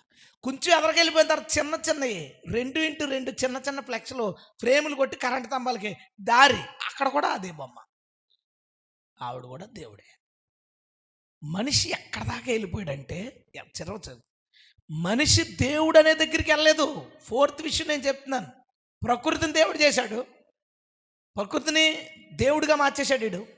2వది ప్రకృతిలో వస్తువులతో దేవుడిని తయారు చేశాడు. 3వది మనుషుల్ని దేవుడు చేశాడు. 4వది ఏంటో తెలుసా? మనిషి పండు తినకముందు మంచి చెట్ల వివేచన లేదు అడిగి. అంటే ఒక జంతువుతో సమానమే, మంచి చెడ్డలు తెలియదు. జంతువు ఎలాగా సిగ్గు ఎరగకుండా ఉందో, అలా మనిషి కూడా సిగ్గు ఎరగకుండా ఉండేవాడు. అక్కడి నుంచి పండు తిని మంచి చెడ్డల వివేచన ఇచ్చే జ్ఞానానికి వచ్చాడు. దాన్ని దేవుడు ఏమంటాడంటే, వీడు కూడా మంచి చెడ్డలను ఎరిగినట్లు మనలో ఒకని వంటి వాడు ఆయను అని ఉంది. అంటే మంచి చెడ్డలు తెలిసే జ్ఞానం రావడం ఒక స్టెప్ ఎక్కాడు. దేవుడి స్థాయికి, దేవుడిలాగా ఆలోచించగలిగిన మంచేదో చెడ్డేదో వివేచించగలిగిన ఆ కోణంలో ఆడు దేవుడితో సమానం అయిపోయాడు. అంటే మంచేదో చెడ్డేదో డివైడ్ చేసే విషయంలో దేవుడితో దగ్గరికి వెళ్ళిపోయాడు. వీళ్ళు ఏం చేశారో తెలుసా? మనిషిని దేవుడు చేయడం కాదు, మంచి చెడ్డల వివేచన లేని కిందకి దిగిపోయితే, ఒక మెట్టి దిగిపోయి బట్టలు వేసుకోకుండా ఉన్న వాళ్ళని కూడా దేవుడు చేశాడు. వీడికంటే డేంజర్ ఎవరంటారు? బట్టలు వేసుకోలేని స్థితికి అఘోరాలు బట్టలు వేసుకోరు, వాళ్ళు దేవుళ్ళు అయ్యారు. ఈ మాత బట్టలు వేసుకోదు, ఆమె దేవత అయింది ఈరోజు. మరి మనిషిని దేవుడు, మనుషులు ఉన్నారండి, ఏం పర్లేదు, చాలా మంచోళ్ళు అని చెప్పాలా? కరెక్ట్గా సరిపోయే మాట, మనుషులు ఉన్నారు, జాగ్రత్త, వారికంటే ప్రమాదకరమైన వాళ్ళు ఈ సృష్టిలో ఎవరు లేరు. వీళ్ళకంటే ప్రమాదకరమైన వాళ్ళు సృష్టిలో ఎవ్వరు లేరు. వీడు మొదట ప్రకృతిని నాశనం చేశాడు. 2వది దైవత్వాన్నే వాడు మార్చేసి పాడేశాడు, దేవుణ్ణి మార్చేశాడు వీడు. ప్రకృతిని నాశనం చేశాడు, దేవుణ్ణి మార్చేశాడు వీడు 2వది. 3వది వీడు ఎలా అంటాడో చెప్పనా? ఈ మనిషి ఎలా అంటాడో తెలుసా? ప్రకృతిని నాశనం చేశాడు, దైవత్వాన్ని దారి తప్పించాడు. 3వది, వీడు సాటి మనుషుల్ని నాశనం చేస్తాడు. వీడు మనిషి. ఘోరం అండి. ద్రోహాలు, నమ్ముతాడు, ఎన్నిపోటు పడుతాడు, నమ్మి వాళ్ళకి డబ్బులు ఇస్తాడు, కనపడకుండా పోతాడు. అంటాడు కదా, వచ్చే నెల ఖచ్చితంగా ఇచ్చేస్తాను అన్నయ్య అంటాడు. అలాగేరా అని ఇస్తాడు. తర్వాత నెల ఫోన్ చేస్తే ఇస్తాను ఆగు. అడిగేటప్పుడు అన్నయ్య అలాగే అన్నయ్య, అన్నా అలాగన్నా అలాగన్నా. ఇటు తిరిగి అడిగినప్పుడు ఇస్తాం, ఇదిగో నువ్వు మళ్ళీ మళ్ళీ అడిగావనుకో ఐపీ పెట్టేసిపోతానంటాడు. ఇచ్చి సహాయం చేసినట్టుకు వార్నింగ్ ఇస్తాడు వీడు. మనుషులు డేంజర్ కాదా? ప్రమాదకరమైన వాళ్ళు కాదా? ప్రమాదకరమైన వాళ్ళు అండి. మానవ జాతి ఇతర మనుషులకి ప్రమాదాన్ని కలిగించే వ్యక్తుడు. ఇటు ద్రోహాలు చేస్తాడు, బలాత్కారంగా ఎదుటి వాళ్ళ వస్తువులు లాగేసుకుంటాడు, ఎదుటి వాళ్ళు గాయపరుస్తాడు, ఎదుటి వాళ్ళని చాలా హింసిస్తాడండి. చాలా రకాలైన హింసలకి గురి చేస్తాడు. ఇప్పుడు ఇంట్లో అత్త కోడలు ఉన్నారండి, వాళ్ళ పని ఏంటి రోజుని? ఈవిడ ఆవిడ ఆవిడ ఈవిడ గాయపరచుకోవడమే. ఇప్పుడు కోడలు అత్తను తిట్టింది అనుకోండి, అత్త బైబిల్ ఓపెన్ చేయగానే నిజమే మనుషుల విషయంలో జాగ్రత్తగా ఉండమన్నాడు, నా కోడలు అలాంటిదే అనుకుంటుంది. రాత్రికి అత్త తిడుతుంది కోడల్ని, రాత్రికి కోడల బైబిల్ ఓపెన్ చేసుకుంటే నిజమే మనుషుల విషయంలో జాగ్రత్తగా ఉండాలి, మా అత్త ఎలాంటిది. అరే మనం ఎలా ఉన్నాం? మనం ఎంత డేంజర్! మనం తోటి మనుషులకి ప్రమాదకరమైన వాళ్ళం. తోటి మనిషి వస్తువు లాగేసుకుంటాం, మనం తోటి మనిషిని తిడతాం, మనం తోటి మనిషిని కొడతాం, మనం గాయపరుస్తాం, మనం వాళ్ళని మోసం చేస్తాం, అబద్ధాలు చెప్పి మోసం చేస్తాం. ఆలోచించండి ఒకసారి, మనుషులు ఎలా ఉన్నారో ఆలోచించు. ఇప్పుడు జైల్లో మనుషులు ఉన్నారా, జంతువులు ఉన్నారా? చెప్పండి. మనుషులు. ఎందుకు ఉన్నారు మనుషులు? వీళ్ళ ప్రమాదకరమైన వాళ్ళు. ఎవడికి ప్రమాదం కలిగించారు? కుక్కను చంపేసినందుకు జైల్లో పెడతారండి? పందిని చంపేసినందుకు జైల్లో పెడతారండి? కాదు. వాడిని ఎందుకు జైల్లో పెట్టారంటే ఇంకో మనిషికి నష్టాన్ని కలిగించాడు. జైల్లో ఉన్న వాళ్ళు 95% మంది ఎవరో తెలుసా? ఇంకో మనిషికి నష్టాన్ని కలిగించిన వాళ్ళు. అంటే ప్రమాదకరమైన వాళ్ళు ఎవరు? మనుషులే ప్రమాదం. ఏమంటే ఎప్పుడైనా నేనండి ఆ కుక్కను చాలా ప్రేమగా పెంచుకున్నాను, నాకు అది చాలా ద్రోహం చేసిందని ఎవడన్నా అండం విన్నారా? ఎలా? అది ఎక్కడున్నా సరే ఒకవేళ తప్పిపోయింది, లేదా మనమే కొంచెం దానికి ఏజ్ అయిపోయిందని ఎక్కడికో తీసుకెళ్ళి వదిలేసాం. 1 సంవత్సరం తర్వాత నువ్వు ఆ ఏరియాకి వస్తే దాని రూపం మారిపోయి ఉండొచ్చు, నువ్వు దాన్ని గుర్తుపట్టలేనంత దారుణంగా అయిపోయి ఉండొచ్చు, అది మాత్రం నిన్ను గుర్తుపట్టి పరిగెత్తుకుని నీ కాళ్ళ దగ్గరకు వస్తుంది. ఎప్పుడు ఏ జంతువు అది ఏదైనా సరే, నేను మీకు ఒకసారి చెప్పిన ఒక సింహాన్ని ఒక అతను కొంతకాలం పెంచి అడవిలో వదిలేస్తే కొన్ని సంవత్సరాల తర్వాత అది ఏమైనా కనపడదేమో ఆ ప్రాంతానికి వస్తే ఎక్కడి నుంచో చూసి పరిగెత్తుకొచ్చి అతని మీద దూకేసి పట్టుకుని తెగేడు చేసిందండి చిన్నపిల్లలాగా సింహం. అది కూడా డేంజర్ కాదు. ఈడు మాత్రం కూడా ఉంటాడు, ఇంట్లో ఫుడ్ పెడతారు, ఎంతో కొంత డబ్బులు ఇస్తారు, ఈడు బయటికి వెళ్ళి ఓనరమ్మ గారు అంటే ఓనర్ గారికి చాలా భయం, వణికించేస్తా తెలుసా అంటాడు. ఈడు ఇంట్లో తింటాడు, బయటికి వెళ్ళి ప్రచారం చేస్తాడు. కొన్ని రోజులు అంతా బాగా చూసుకున్నారు. ఎప్పుడో ఒకసారి ఏదో విసుగు కోపం వచ్చి ఓనర్ తిట్టాడు, సర్దుకుని పోతాడు వీడు బయటికి. పోయి కుక్కల్లా చూస్తారు మనల్ని, వాళ్ళు హీనంగా చూస్తారు వాళ్ళు మనల్ని. అరే ఇన్ని రోజులు ఉన్నా వదిలేశాడు. వాడి దృష్టి ఏంటో తెలుసా? ఈరోజు నన్ను ఎలా చూశారు, కానీ ఒక కుక్క, ఒక పెంపుడు జంతువు, ఒక పెంపుడు పిల్లి, ఈ జంతువులు పక్షులు దేన్నైనా చూడు, ఏది ఓనర్ని అలా చేయదు. ఒక్క మనిషే ఓనర్ దాసుడు యజమానిని ఇష్టం వచ్చినట్టు మాట్లాడుకుంటారు, పక్కన ఇష్టం వచ్చినట్టు మాట్లాడుకుంటారు. ఇంట్లో కుటుంబ సభ్యులే ఒకరి గురించి ఒకరు ఇష్టం వచ్చినట్టు మాట్లాడుకుంటారు. నాయకుడు వెనకాల ఉన్న మనుషులే, ఆ సహకారులే ఆ నాయకుడి గురించి వేరుగా మాట్లాడుకుంటారు. ఆ నాయకుడు వెనకాల తిరిగే వాళ్ళకి ద్రోహాలు చేస్తూ ఉంటాడు, వెన్నుపోట్లు పొడుస్తూ ఉంటాడు. చూడండి ఎలా జరుగుతుందో. మనిషి తన తోటి మనిషికి ప్రమాదం చేకూర్చే వ్యక్తి. ఇంక ఎంత దారుణానికి వెళ్ళిపోతాడంటే వీడు సృష్టించిన దేవుణ్ణి పక్క మనిషి నమ్మకపోతే ఆడిని కొడతాడు. వీడు సృష్టించాడు ఒక దేవతని, అది దేవత కాదని పక్కనోడు కొంత బుర్రకాయ ఉందాడు కాదని అన్నాడు, వెళ్ళాన్ని కొడతాడు. దాన్ని ఏమంటారంటే మతోన్మాదులు ఎవరిని హింసిస్తున్నారు? తోటి మనిషిని హింసిస్తున్నాడు ఆడు. నేను చెప్పాను కదా, కాకినాడలో ఎవరో ఒక చెట్టుకి బొట్టు పెట్టాడు ఒకడు, తర్వాత ఎవడో గాజులు తొడిగాడు దానికి, ఇంకొకరు ఎవరో ఎర్ర చీర కట్టారు. నిన్న కాక మొన్న వీధిలో వస్తుంటే పట్టు చీర కట్టాడు ఈసారి ఎవడో. అంతకుముందు మామూలు తాడి చెట్టు, ఎన్నో సంవత్సరాలు నేను దాన్ని చూశాను. మామూలు తాడి చెట్టు, ముంజిగాయలకి దాని మీద ఎక్కి తొక్కి కోసుకున్న తాడి చెట్టు అది. ఈరోజు పట్టు చీర కట్టుకున్న తాడి చెట్టు అని నేను అన్నాను అనుకోండి, వచ్చేద్ది ఎవడికో, నువ్వు మా సనాతనాన్ని అంటలేదు, చెట్టుకి చీర కట్టినోని అంటున్నావు. కోపం వచ్చేది వాడికి, ఫీల్ అయిపోతాడు. ఫీల్ అయిపోయి నన్ను చంపుతానంటాడు, నిన్ను చంపుతానంటాడు. నేను ఎవరినా నువ్వెవరన్నా అంటే ఇద్దరం మనుషులు. దేని గురించి అనుకుంటావో తెలుసా? ఆ చెట్టు గురించి.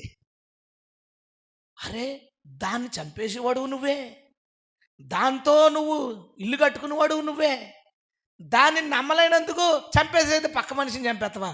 నువ్వే చెట్లు నరుగుతావు, నువ్వే చెట్టుని దేవుడు కాదన్నవాడిని నరుగుతావు. నీకంటే డేంజర్ ఎవడన్నా ఉంటాడా?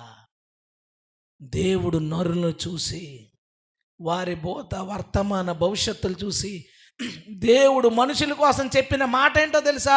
మనుషులు డేంజర్, ప్రమాదం, వారి విషయంలో జాగ్రత్త. మనుషులు ప్రమాదకరమైన వాళ్ళు, ద్రోహాలు చేస్తారు, మోసాలు చేస్తారు, తప్పుడు బోధలు. ఈ పాస్టర్లో తప్పుడు బోధలు చేసి విశ్వాసం చెడగొడతారు. ఆడు మనిషే, జాగ్రత్తగా ఉండాలి. మనుషుల విషయంలో మనం గబుక్కుని ఏమండి నమ్మి మోసపోయి అనగో. యేసుప్రభు చెప్పాడు, ఎవడరా నమ్మన్నాడు, నిన్ను నమ్మొద్దని చెప్పాను కదా, బైబిల్లో నమ్మొద్దని చెప్పాను కదా, డేంజర్ అని చెప్పాను కదా, మనిషి ప్రమాదకరమని చెప్పాను కదా, ఎందుకు నమ్మావు? మా ఊర్లో ఒక ఇన్సిడెంట్ జరిగింది, అక్కడ వేరే చెప్పాను కానీ ఇక్కడ ఒకటి చెప్తా. 4,000 కడితే, నెలకు 4,000 కడితే ఇంట్లో కావలసిన మొత్తం ఉప్పులు పప్పులు సామాన్లు 5గురికి సరిపోయే సామాన్లు మొత్తం అన్నీ ఇచ్చి, ఓ మిక్సీయో ఓ గ్రైండరో ఏదో ఒక వస్తువు 2,000 రూపాయలు విలువ చేసే వస్తువు వాళ్ళు ఇస్తారు. దాంతోపాటు ప్రతి ఆదివారం వచ్చే వాళ్ళే చికెన్తో భోజనాలు పెడతారు.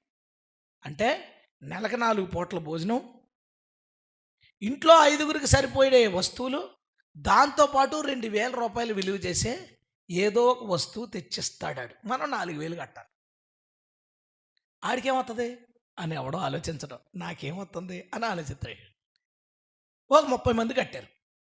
ఆ 30 మందికి ఆదివారం భోజనాలు పెట్టారు, కిరాణా సామాన్లు ఇచ్చారు, మిక్సీలు ఇచ్చాడు. ఇప్పుడు మిగతా 100 మందికి ఎలా ఉంటుంది? ఇదేంటి, మనం ఏంటి ఎంత పొరపాటు చేసాం, దేవుడు ద్వారాలు తెరిస్తే నేనేంటి ఎలా మూసుకున్నాను? ఈడు కట్టాడు, ఈడు చుట్టాలతో కట్టించారు, వాళ్ళ చుట్టాలతో కట్టించారు, వీళ్ళ చుట్టాలతో, అలా 400 మంది కట్టారు. 16 లక్షలు కట్టారు. వచ్చే ఆదివారం ఇంట్లో వంట చేసుకోకుండా వచ్చేసారు అందరూని. ఆడు రాలేదు, ఆడు రాలా. ఫోన్ చేస్తే ఫోన్ స్విచ్ ఆఫ్. 16 లక్షలు పట్టుకుని ముందు 1,00,000 పెట్టుబడి పెట్టాడు, మిక్సీలు అవి పెట్టాడు, వెళ్ళిపోయాడు. వాళ్ళు పాస్టర్లే అంటే అటుపక్క వచ్చినోడు పాస్టరే, అది కూడా సంస్థే. పాస్టర్ క్రైస్తవులకి మేలు చేయడానికి ఇలాంటిది పెట్టాను అన్నాడంట. ఆడు నిజమే క్రైస్తవుడికి మేలు, ఆడు క్రైస్తవుడే కదా, ఆడు మేలు జరిగింది. 16 లక్షలు వచ్చినాయి ఆడికి. ఇప్పుడు పాస్టర్ గారి సంగతి ఏంటి? ఈయన 5 కట్టాడంట. వీళ్ళ ఇంట్లో ఉన్నది 4గురే, కానీ 5 చీటీలు కట్టాడు 20,000 ఎట్టి. ఎందుకు? ఆ బియ్యాలు ఉప్పులు పప్పులు అమ్మేసుకోవచ్చు కదా, అమ్మేసుకోవచ్చు. ఆ వస్తువులు ఈ వస్తువులు వస్తాయి. సో ఇల్లంతా సమృద్ధిగా ఉంటుందని ఆయనకి 20,000 కట్టాడు. వీళ్ళందరూ కలిపి చుట్టబెట్టుకుని పోయిన తర్వాత ఏమంటారు మోకరించి? ప్రభువా మమ్మల్ని కాపాడు తండ్రి, మాకు సహాయం చేయి తండ్రి, ఈ డబ్బులు మాకు వచ్చేలా చేయి తండ్రి అని ప్రార్థన చేస్తారు. ఎందుకు? బైబిల్ చదువుకోవచ్చు కదా చక్కగా. బైబిల్ చదువు దూరంగా ఉందా? మత్తయి 10వ అధ్యాయం అంటే కొత్త నిబంధన చదువుతూ వారం రోజులు చదివేటప్పుడు వచ్చేది ఈ మాట. మీరు బైబిల్ స్టడీలో చెప్పేసుకుని ఉంటారు, ఈ మాట వచ్చేది. అందులో ఏముంది? మనుషుల విషయంలో జాగ్రత్తగా ఉండండి అబ్బాయిలు అని చెప్తే డబ్బులు కట్టేసి మళ్ళీ యేసు ప్రభు దగ్గరికి వెళ్ళి, ప్రభువా ఆడి మోసం చేసి వెళ్ళి మత్తయి 10వ అధ్యాయం 17వ వచనం చదువుకోని రాకెక్కడికి అంటాడు. మనిషినే, ఆడు క్రైస్తవుడా పాస్టర్ అని తేడా లేదు. వాడికి అవకాశం దొరికిందా మోసం చేస్తాడు, తప్పుడు బోధలు చేస్తాడు, దుర్బోధలు చేస్తాడు. ఎన్ని దుర్బోధలు జరుగుతున్నాయి. ఈ బ్రహ్మామిజం గురించి చెప్పేవాడు ఎవడో మనిషి కదా, మనిషే. యెహోవా సాక్షుల గురించి చెప్పేవాడు ఎవడో, ఆడు మనిషే. ఈ దుర్బోధల్ని పరలోకపు తల్లిని అది ఇది ప్రచారం చేసేవాళ్ళు వాళ్ళు మనుషులే. ఎవరిని మోసం చేస్తున్నారు? మనుషుల్నే. అందుకే దేవుడు ఏమన్నాడో తెలుసా? మనుషుల విషయమై జాగ్రత్త. జాగ్రత్త. గట్టిగా పాము బెదిరించవచ్చు, కుక్క కరవచ్చు, చిన్న చిన్న ప్రమాదాలు, నష్టాలు. లేదా ఒకడు చచ్చిపోతాడు గట్టిగా అయితే. ఈ మనుషుల దగ్గర వేల మంది, లక్షల మంది, కోట్ల మంది చచ్చిపోతున్నారు, నష్టపోతున్నారు, బాధపడుతున్నారు, ఏడుస్తున్నారు. మనిషి ఎంత ప్రమాదకరమైన వాడంటే, మొదటిగా ప్రకృతిని నాశనం చేశాడు, రెండవదిగా దేవుడి దగ్గరికి వెళ్ళే దారులు నాశనం చేసి దేవుడిని సృష్టించేశాడు, మూడవదిగా ఈ మనిషి ఇతర మనుషుల్ని నాశనం చేశాడు, నాలుగో చెప్పనా, ఈడు ఎలాంటోడో తెలుసా, ఈ నీడే నాశనం చేసేసుకుంటాడు, వీడే నాశనం చేసుకుంటాడు. నిన్న రాత్రి ఓ చోట కారు ఆపి కారులో ప్రేయర్ చేసుకుంటాను అనమాట. ప్రిపేర్ అవుతున్నాను నేను, ఈ మెసేజ్ సబ్జెక్ట్ దేవుడు ఇస్తే దాని గురించి నేను ప్రిపేర్ అవుతుంటే ఒకడు బీర్ బాటిల్ పట్టుకుని వచ్చాడు. ఊగుతూ నడుచుకుని వచ్చి సిమెంట్ రోడ్ మధ్యలో పెట్టాడు కరెక్ట్గా. ఏంటి ఇక్కడ వదిలేసిపోతాడు వీడు అనుకున్నాను. జేబులోంచి పొట్ల మీద తీశాడు, చేతులు వేసుకున్నాడు, తినేశాడు.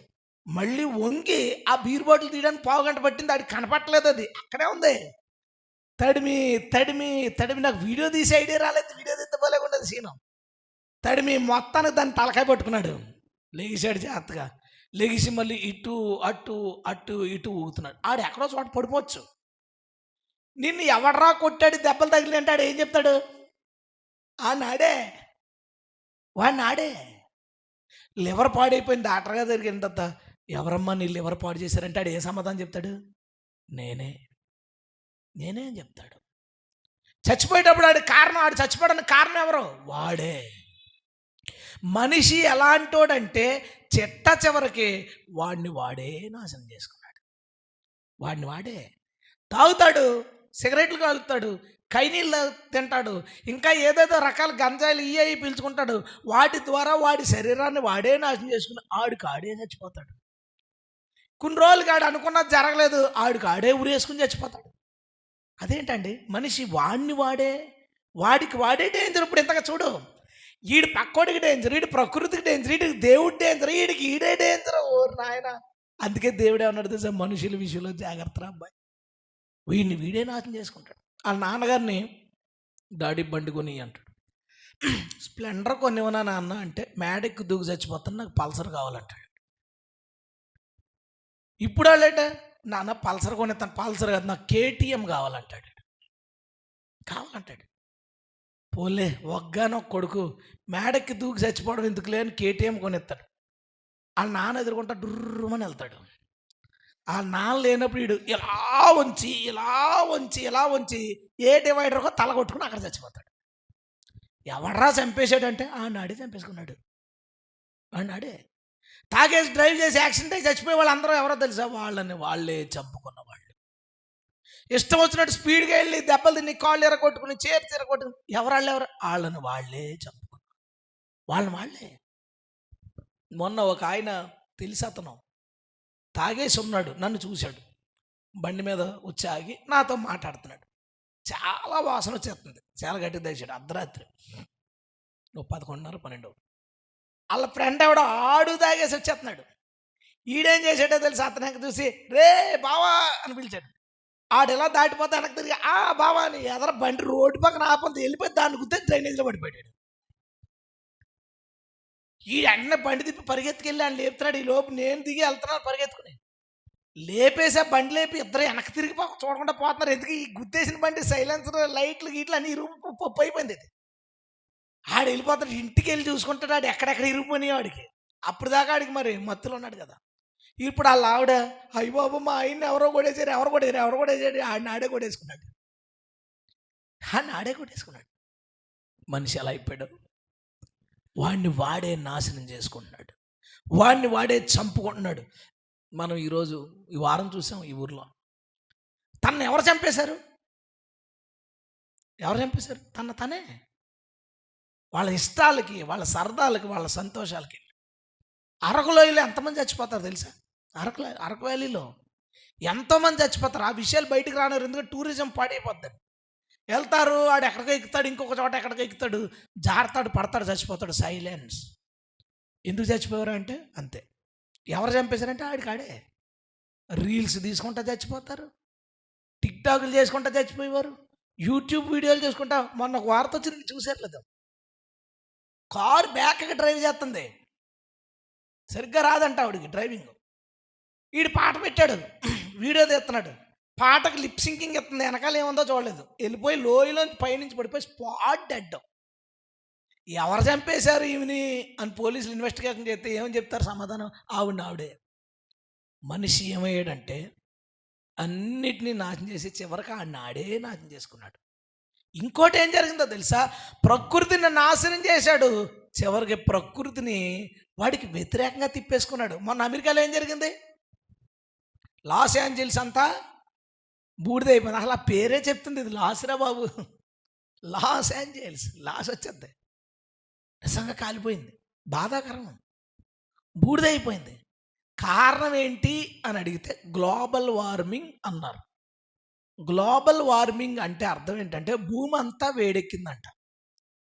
3 వంతులు నీళ్లుండి కూలింగ్ చేస్తున్నా కూడా వేడెక్కించావరా నువ్వు? నీకంటే డేంజర్ ఎవడుంటాడు? ఇంకా భూమి మీద 3 వంతులు నీళ్ళు, ఏదన్నా కాలుతుంటే డొక్కుతో నీళ్ళు ఎత్తే కూలైపోద్ది. భూమి మీద 3 వంతుల వాటర్ ఉన్నా సరే గ్లోబ్ వేడెక్కిపోయిందంట. గ్లోబ్ వేడెక్కిపోయి వార్మింగ్ పెరిగిపోయిందంట. ఇప్పుడు అడగచ్చు, గ్లోబల్ వార్మింగ్ కారణం ఎవరో? మనిషే. అయితే గ్లోబల్ వార్మింగ్ వల్ల చచ్చిపోయినవాడు మనిషే. అయితే ఇప్పుడు మనిషిని ఎవడు చంపాడు? మనిషే. వీడికంటే తెలివి తక్కువడు, వీడికంటే మూర్ఖుడు, వీడికంటే ప్రమాదకరమైన వాళ్ళు ఎవరుంటారు? చిన్నప్పుడు కచ్చ చదువుకున్నాం, గుర్తుందా? బుద్ధి లేనివాడు పొలాలకు వెళ్ళాడంట. పొలాలకు వెళ్ళి చెట్టు ఎక్కి బాగా కుదిరింది వీడికి అదును. కూర్చుని ఇలా కొట్టాలంటే కష్టంగా ఉంది, కూర్చుని ఇలా కొట్టుకోవాలంటే సులువుగా ఉందంట ఆడికి. ఆడెక్కిన కొమ్మ ఆడే నరుక్కున్నాడంట. ఈ కత్తెలినోడు ఎవడన్నా ఉంటాడా? ఈ కత్తెలినోడు ఎవడన్నా ఉంటాడా? అందరికి తెలుసు. ఎందుకు తెలుసు? ఇది మన కథ కాబట్టి. ఇది మనందరి కథ. మనందరము చేసే పని అదే. మనల్ని మనమే నాశనం చేసుకుంటాం. మన దగ్గర ఉన్న భూమిని పాడు చేస్తాం, మన దగ్గర ఉన్న గాలిని పాడు చేస్తాం, మనం బాగుండడానికి మన చుట్టూ ఉన్న జంతువుల్ని, పక్షుల్ని అందరినీ పాడు చేస్తాం. మనం బాగుండడానికి తోటి మనిషిని తొక్కేస్తాం. ఇంకొకటి, మనం బాగోకపోతే తట్టుకోలేక మనల్ని మనమే నాశనం చేసుకుంటాం. మనకు ఆనందం వస్తే ఎగిరెగిరి చచ్చిపోతాడు, బాధ వస్తే తాగి తాగి చచ్చిపోతాడు. మరి ఏం చేయాలరా నిన్ను? అందుకే దేవుడు ఏం చేశాడంటే ఒకటే మాట రాశాడు, సరైన చెప్పు దెబ్బ మాట: మనుషుల విషయమై జాగ్రత్తగా ఉండండి. అయితే మనం ఎవరం? 4 రకాల నాశనాలు చెప్పి ఇంకొక 2 విషయాలు చెప్తాను. నాశనాలు కదా, అయిపోయింది నాశనాలు. అయితే మనం ఎవరం? ఎవరికి చెప్తున్నాడు దేవుడు ఈ మాట? ఇప్పుడు మనుషుల విషయమే జాగ్రత్త అంటే వీళ్ళ మంచోళ్ళనే కదా అర్థం. ఈ శిష్యులు మీరు మంచోళ్ళేరా బాబు, వాళ్ళతో జాగ్రత్తగా ఉండండి అని చెప్పి వీళ్ళు బాగున్నారు. అయితే మనం ఏం చేయాలి? మనం ఎవరవ్వాలి? దేవుడు ఏం కోరుకుంటున్నాడంటే వీళ్ళ మనుషులు. ఇప్పుడు ఎవరన్నా అడగచ్చు, ఇదేంటి మరి మీరు మనుషులు కదా, అయితే యేసుప్రభు ఏమన్నాడంటే క్రైస్తవుల విషయంలో కూడా జాగ్రత్తగా ఉండండి అని. అక్కడికే వస్తున్నా. మనం మనుషులం, ఈ ప్రకృతిలో పుట్టాం, మానవులకి పుట్టి పెరిగాం. మనం వాళ్ళ స్వభావమే, మనం కూడా అలాంటి వాళ్ళమే. మనకు కావలసిన వాటన్నిటిని తెచ్చుకోవడానికి అవసరం లేదనిపించిన వాటన్నిటిని నాశనం చేసుకుంటూ పోయే మనుషులమే. మనందరం కూడా అలాంటి వాళ్ళమే. ఆఖరికి పెరట్లో వేసిన బెండ మొక్క కూడా గుప్పుడు యూరియా తెచ్చి వేసే మనుషులు మనం. కుండీలో మట్టి కూడా స్వచ్ఛంగా ఉండనివ్వం. మనం కూడా అలాంటి వాళ్ళమే. అయితే మనం ఏమవ్వాలని కోరుకుంటున్నాడు దేవుడు? దేవుడు ఏమంటాడంటే మనుషులమైన మనం యేసును నమ్మిన తర్వాత మరలా మనం తిరిగి జన్మించాలి. హల్లెలూయా. ఎలా జన్మించాలి? నీటి మూలముగా, ఆత్మ మూలంగా. నీరనగా వాక్యం, ఆత్మ అనగా దేవుని యొక్క ఆత్మ. అంటే సింపుల్గా ఏం చెప్తున్నారంటే మనిషికి పుట్టిన నీవు ఇక ఆ జీవితాన్ని ముగించుకొని దేవునికి పుట్టాలి. హల్లెలూయా. నీటి మూలంగా, ఆత్మ మూలంగా జన్మించడం అంటే అర్థం ఏంటంటే దేవునికి పుట్టడం. దేవునికి పుట్టినప్పుడు మనం ఏమవుతాం? దేవుని కుమారులు అవుతాం, దేవుని పిల్లలు అవుతాం. అందుకు ఒక వచనం దేవుడు ఇలా రాయించాడు, గలతీ పత్రిక 4వ అధ్యాయం 4వ వచనం నుంచి. అయితే కాలం పరిపూర్ణమైనప్పుడు దేవుడు తన కుమారుని పంపెను. ఆయన స్త్రీ యందు పుట్టి మనము దత్తపుత్రులము కావాలనని ధర్మశాస్త్రానికి లోబడిన వారిని విమోచించుటకై ధర్మశాస్త్రానికి లోబడిన వాడు ఆయన. యేసు ధర్మశాస్త్రానికి ఎందుకు లోబడ్డాడంటే మనం ఏమవ్వాలనట? చదివారా? దత్తపుత్రులము ఏమవ్వాలి? గట్టిగా చెప్తారా? దత్తపుత్రులు. దత్తపుత్రుడు అంటే అర్థం ఏంటి? నీకు 3 పిల్లలు, ఆడపిల్లలు పుట్టేశారు. అటుపక్కడికి 2 కొడుకులు, ఆడపిల్లలు కావాలనుకుంటున్నాడు. అయితే చుట్టాలు కాబట్టి నీ కూతురు నాకు ఇచ్చేయి, పెంచుకుంటాను అంటారు. దత్తత తీసుకోవడం అంటారు దాన్ని. ఇంటి పేరు మారిపోద్ది, ఆస్తి వివరాలు మారిపోతాయి, అడ్రస్ మారిపోద్ది. ఇక వీళ్ళకి ఏ సంబంధం లేదు. ఇప్పుడు మమ్మీ డాడీలు ఎవరైతే దత్తత తీసుకున్నారో వాళ్ళే మమ్మీ డాడీలు. మన గురించి ఏం రాయబడిందో తెలుసా? నువ్వు మనిషివి, ప్రమాదకరమైన మానవ జాతిలో పుట్టినోడివి. అందరికీ ప్రమాదమే, నీకు నువ్వే ప్రమాదం. అంతటి ప్రమాదకరమైన జాతిలో పుట్టిన నీవు దేవునికి దత్తత చేయబడితే ఏమైపోతావు తెలుసా?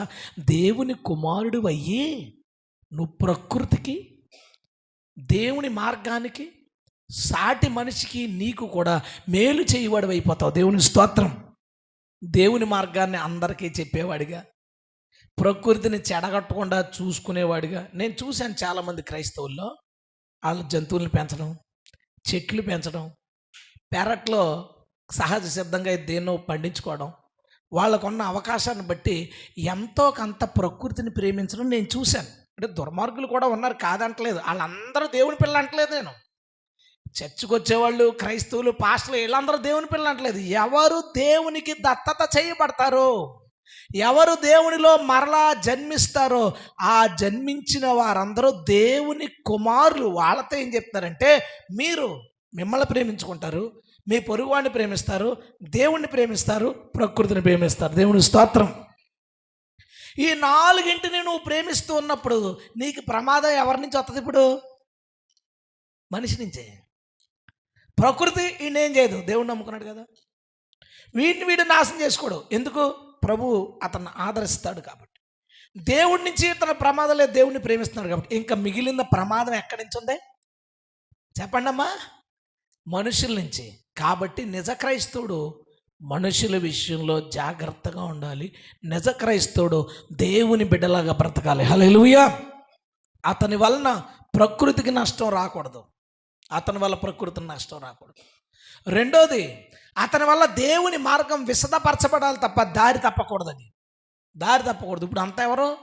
వాళ్ళ దేవుళ్ళు అయిపోయారు, పాస్టర్లు దేవుళ్ళు అయిపోయారు, పాస్టర్లు యేసుప్రభువులు అయిపోయారు. దేవుని దగ్గరికి వెళ్లకుండా పాస్టర్స్ ఆపేస్తారు. వీళ్ళందరూ దేవుని పిల్లలు కాదు, ప్రమాదకరమైన వాళ్ళు. మనుషుల విషయమై జాగ్రత్తగా ఉండన్నాడు. చూసావా? ఈ దుర్బోధకులు, ఈ దుష్ట సేవకులు, చెడ్డ క్రైస్తవులు, మారు మనసు పొందని వాళ్ళు, వీళ్ళందరూ ఎవరంటే ప్రమాదకరమైన వాళ్ళు. అందుకే మనం అనుకుంటాం, వాళ్ళకి ఈ మాట చెప్పకూడదు బాబోయ్, ఆవిడతో ఈ మాట. క్రైస్తవులే. ఇప్పుడు నేను చెప్పేది, నువ్వు ఏమైపోవాలో తెలుసా?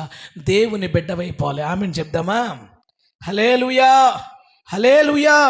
మనమందరము దేవుని కుమారులైపోదుముగాక. హల్లెలూయా. అప్పుడు మనిషి చేస్తున్న నష్టాన్ని పోడ్చగలుగుతావు.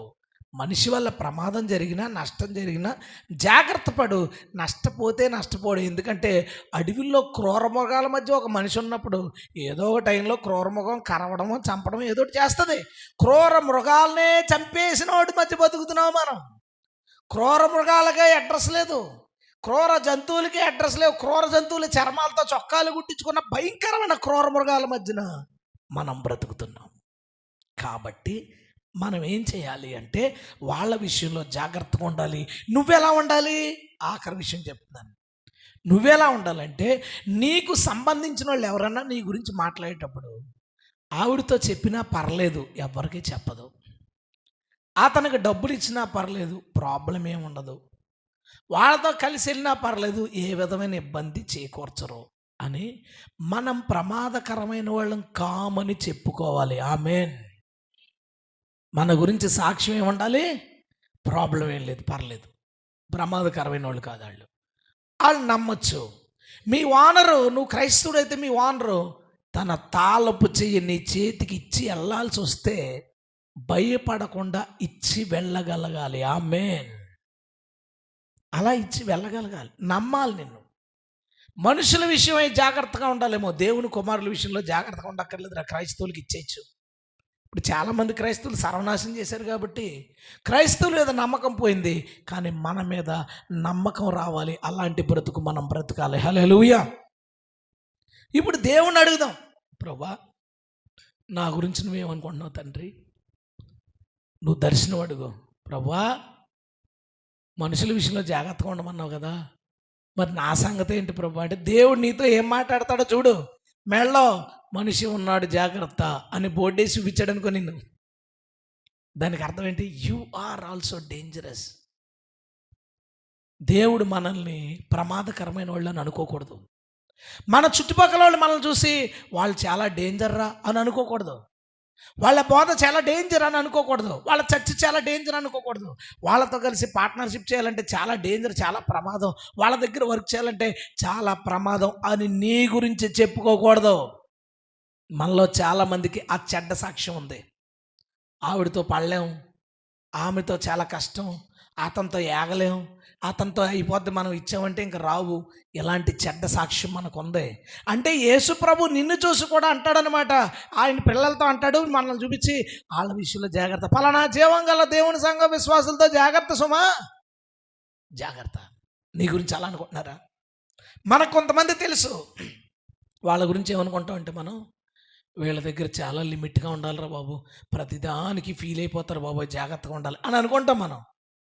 అంటే మనుషుల విషయమై జాగ్రత్తగా ఉండాలని ఆమె గురించి అనుకుంటున్నాం, అతని గురించి అనుకుంటున్నాం. క్రైస్తవుడు అయి ఉండి ఆ క్రైస్తవుడి గురించి మనం ఎలా అనుకుంటున్నామంటే, ఏముందండి ఇంకా మార్పు? ఏముంది మార్పు? దేవుడు మనతో మాట్లాడుతున్న మాట ఏంటంటే, ఈరోజు మనల్ని చూసి ఎవరో జాగ్రత్త పడాల్సిన అవసరం రాకూడదు. ఆమేన్. జాగ్రత్త పడాల్సిన అవసరం రాకూడదు, భయపడాల్సిన అవసరం రాకూడదు. దేవుడు కూడా మనల్ని చూపించి, ప్రభా పలానా చర్చికి వెళ్దాం అనుకుంటున్నాను, ఏంటి అని అడిగితే వెళ్ళొచ్చు. పలానా వాళ్ళతో కలిసి పనిచేద్దాం అనుకుంటున్నాను, వాళ్ళు పర్లేదా, పర్వాలేదు వెళ్ళొచ్చు అని నీ గురించి నా గురించి యేసయ్య సాక్ష్యం ఇవ్వాలి. హల్లెలూయా. మనం పడలేని వాళ్ళు మన గురించి చాలా రకాలు చెప్తారు, ఆ సాక్ష్యాలు పక్కనట్టు. దేవుడు నీ గురించి ఏం చెప్తున్నాడు? దేవుడు నీ గురించి ఏం చెప్తున్నాడు? అసలు మన ఇళ్లలోనే, అమ్మో ఈ విషయం మా ఆయనకి తెలియకూడదండి అంటే, తెలిస్తే మీ ఆయన నిన్ను తిడతాడో కొడతాడో అలాంటి పని నువ్వు చేస్తావు అనమాట. అయితే ఈ మాట వెళ్ళి వాళ్ళ చెవుల్లో, ఆ భర్త చెవులు ఏం చెప్తారు? మీ ఆవిడ విషయంలో జాగ్రత్తగా ఉండు. ఇంకేముందండి? భార్య విషయంలో జాగ్రత్తగా ఉండి, భార్య భర్త విషయంలో జాగ్రత్తగా ఉండి, పిల్లల తల్లిదండ్రుల విషయంలో జాగ్రత్తగా ఉండి, తల్లిదండ్రులు పిల్లల విషయంలో జాగ్రత్తగా ఉండాల్సిన బతుకులు వచ్చినాయి చివరికి మన ఇళ్లల్లో. ఇప్పుడు చాలా ఇళ్లల్లో తల్లిదండ్రులు తమ డబ్బుని కనబడే ప్లేస్లో పెట్టరు. ఎందుకంటే ఆ కొడుకు సైలెంట్గా అందులో 2 కాగితాలు ఎత్తేస్తలేడు అని పిల్లల దగ్గర జాగ్రత్త పడాల్సిన తల్లిదండ్రులు వచ్చి పరిస్థితి వచ్చింది. భార్య విషయంలో జాగ్రత్త పడాలి. అమ్మో ఈవిడికి తెలిసిందంటే రచ్చ చేసేద్దరు బాబు, అర్థం చేసుకోదు అని భర్త ఆలోచించే పరిస్థితి తెచ్చుకున్నావా నువ్వు? మా ఆయనకి తెలిస్తే ఒప్పుకోడు, అతను మూర్ఖుడు అనే సాక్షి మనం తెచ్చుకున్నామా? మా పిల్లలకు తెలియకూడదు, ఇటు తెలిసిందంటే ఇటు రానంటాడు, ఇటు ఎండ మాట అనే సాక్ష్యం తెచ్చుకున్నావా? మన ఇంట్లో వాళ్ళే మన విషయంలో జాగ్రత్త పడుతుంటే ఇంకెందుకండి మన బ్రతుకులు? ఏముంది సాక్ష్యం మనకే? పొరుగోళ్ళు మనల్ని నమ్మడానికి భయపడతారట అనుకోవచ్చు. మన ఇంట్లో వాళ్ళే, మన బంధువులే, మన స్నేహితులే, మన తోటి వాళ్ళే మనల్ని చూసి జాగ్రత్త పడే ప్రమాదకరమైన వ్యక్తిగా నీవు ఉన్నావా? నీ ఉంటే ఈరోజు మార్చుకో. యేసయ్య నీ గురించి మాత్రం ఈ మాట మాట్లాడకూడదు, మనతో అనాలి. బిడ్డలారా, నా బిడ్డలారా, మనుషుల విషయంలో జాగ్రత్తగా ఉండాలని. హల్లెలూయా. మనల్ని చూసి ఎవరితో అనకూడదు, జాగ్రత్తగా ఉండే విషయంలో. ఒకసారి చర్చికి వెళ్ళడానికి నేను ప్రార్థన చేస్తున్నాను, ప్రభా ఆ చర్చికి వెళ్ళినా దేవుడు ఏం మాట్లాడో తెలుసా? బురద కొంట చూపించాడు, అడిగేస్తే మునిగిపోతామని చూపించాడు దేవుడు. ఒక చర్చి గురించి దేవుడు అంటే సింపుల్గా ఎలా చేయాలంటే ఏమని చెప్పినట్టు, మనుషులు ఉన్నారు జాగ్రత్త అని చర్చి గురించి చెప్పినట్టు. దేవుని కుమారులు ఉండాల్సిన చోట ప్రమాదకరమైన మనుషులు ఉన్నారన్నమాట. మన గురించి ఏం చెప్తాడు దేవుడు? మనం మామూలు వాళ్ళం ఏంటి? మనందరం మన చర్చి గురించి కనుక మనం ప్రార్థన చేసి అడిగితే, నేను అడగను బాబు, అంత ధైర్యం లేదు. అడిగితే దేవుడు ఏం చూపిస్తాడంటే, బహుశా గేటుకి ఒక బోర్డు ఉంటుంది, మనుషులు ఉన్నారు జాగ్రత్త. మన ఇళ్ళకి గేట్ల మీద మనుషులు ఉన్నారు జాగ్రత్త అని దేవుడు అనుకుంటున్నాడేమో, అలాంటి బోర్డు పెడదామని. మనం ఏమనుకోవాలో తెలుసా? వీళ్ళ విషయంలో జాగ్రత్త తీసుకోనక్కర్లేదు, హ్యాపీగా నమ్మచ్చు అనే సాక్ష్యం మనమందరూ సంపాదించుకొందుముగాక.